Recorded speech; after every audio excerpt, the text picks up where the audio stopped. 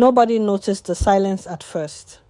In the Okafor household, silence was normal. Mr. Okafor barely spoke. Mrs. Okafor spoke only when necessary. And their daughter, Amara, had learned from a young age that some questions should never be asked. But this silence was different. It was 6:30 p.m. Dinner was getting cold, and Chinedu Okafor, the first son, the pride of the family, had not returned home. Amara stood by the window for the 5th time that evening, staring at the dusty road that led to their compound. Every passing motorcycle made her heart jump.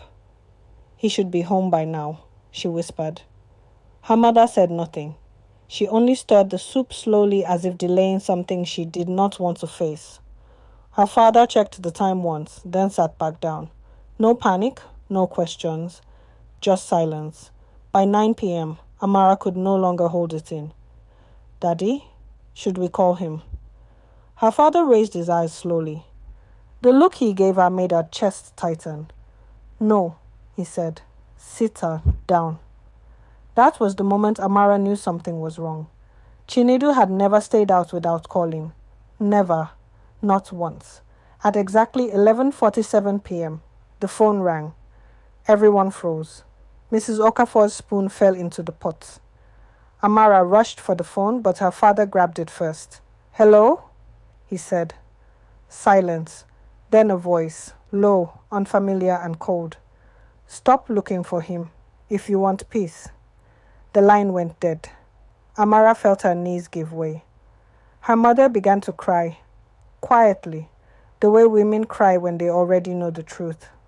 Her father said nothing, but his hands were shaking. That night, Chinedu Okafor officially disappeared, and none of them knew that this was only the beginning. That night, nobody slept. The lights in the Okafor house stayed on until morning, but no one spoke about the call. It was as if saying it out loud would make Chinedu's disappearance real. Amara sat on her bed, hugging her knees, replaying the voice in her head. "Stop looking for him, if you want peace." Who was he, and why did he sound like he knew their family so well? At exactly 12:03 a.m., the phone rang again. Mrs. Okafor screamed. This time, Amara picked it up before anyone could stop her. "Hello?" Her voice shook. There was breathing on the other end, slow, deliberate. "Amara," the voice said. Her heart skipped. "How do you know my name?" she whispered. A soft laugh followed. "Your brother talks about you all the time." Tears filled her eyes. "Where is Chinedu? Is he alive?" Silence. Then the voice spoke again, calm, almost kind. "He left something behind, something your family hid for 15 years. Her mother rushed into the room. "Give me the phone." But the voice continued, ignoring the panic in the background. "Check the old house in the village. Start where the wall is cracked." The line went dead. Amara stared at the phone like it might explode. "The village?"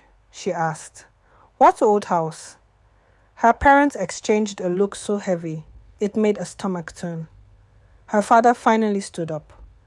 "We are not going anywhere," he said firmly. "But Daddy..." "Enough," he snapped. Some doors must remain closed. That was the first time Amara saw fear in her father's eyes.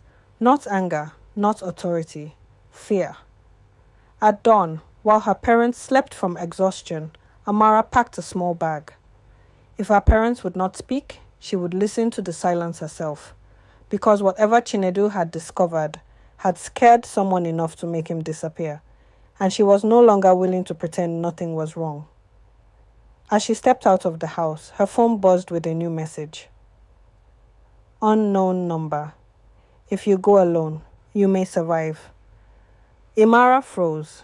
Then slowly she locked the door behind her.